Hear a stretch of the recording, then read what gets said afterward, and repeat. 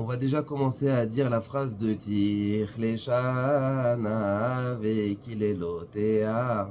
On va déjà commencer à souhaiter la fin de l'année et on va demander à Hachem de passer l'année prochaine une bonne année. Shana Tova Metuka.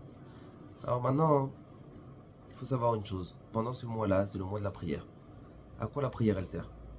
C'est sûr que chaque juif il se pose beaucoup de questions. Et pendant ce mois-là où c'est qu'on va faire des tefilot à Hachem et qu'on va demander à Hachem beaucoup de choses, et bien alors on va se demander, est-ce que vraiment ma tefila elle sert à quelque chose? Est-ce que Hachem il écoute ma tefila? Il y a une belle question qu'un tzaddik qui pose. C'est pas une question qu'il pose, mais il dit comment le Yetzer Hara il fait réfléchir la personne. À quoi ça sert de prier? Voilà ce que le Yetzer Hara dit à la personne. À quoi ça sert de prier? Si maintenant tu mérites ce que tu dois avoir, tu mérites d'avoir ton mazal, tu mérites d'avoir la parnassa, ça a été décrété à Rosh Hashanah que tu allais avoir une bonne santé, et bien alors tu l'auras, tu n'as pas besoin de prier. Et si maintenant tu ne dois pas l'avoir, alors à quoi ta prière elle va servir? Ça c'est la manière comme le Yetzer Hara il vient chez la personne. Et maintenant la réponse elle est, il faut savoir deux choses. L'objectif de la prière c'est deux choses. Premièrement, même si Rosh Hashanah dernier, ça a été décrété qu'on doit avoir une bracha, donc c'est-à-dire qu'il y a autour de la personne une bracha qui est créée, tant qu'il n'a pas demandé, cette bracha elle ne peut pas venir sur la personne. C'est possible que l'année dernière, et bon, Hachem il a décrété à Rosh Hashanah qu'on allait avoir de l'argent, qu'on allait avoir le mazal, qu'on allait avoir la parnassa, mais tant qu'on ne l'a pas demandé, et ben alors on n'a pas encore utilisé la bracha de l'année dernière.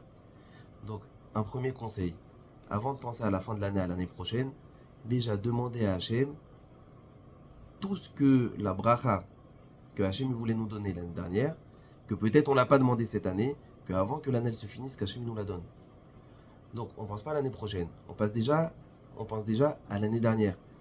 Dans la prière, Hachem, toute la bracha que tu m'as décidé pour moi l'année dernière à Rosh Hashanah, donne-la moi s'il te plaît. Ça c'est une première chose. Et il y a une deuxième chose, c'est que la prière elle peut faire une deuxième chose. C'est que même la bracha qui n'a pas été décrétée sur moi l'année dernière, ou qui ne va pas être décrétée sur moi cette année, il n'y a pas autour de moi une bracha que je dois demander pour accepter, elle n'existe pas. Et bien à travers ma prière, je peux créer une bracha. La Torah elle est remplie de personnes que dans leur présent, ils ne devaient rien avoir du tout.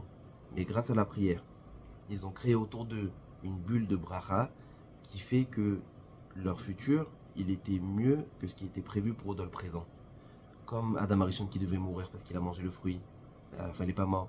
Comme Abraham Avinu qui ne devait pas avoir des enfants, et à la fin il a eu des enfants. Comme Youssef Hassadi qui a été vendu seul en Égypte et il ne devait pas réussir, il a prié, il a réussi. Finalement on peut créer autour de nous une bracha qu'on n'est pas censé avoir, mais qu'on va l'avoir à travers la tefila. Deux objectifs à la tefila. Premièrement, demander la bracha qui a déjà été décrétée sur nous. Deuxièmement, créer une bracha autour de nous pour pouvoir avoir une shana tova ou metuka. Bonne semaine.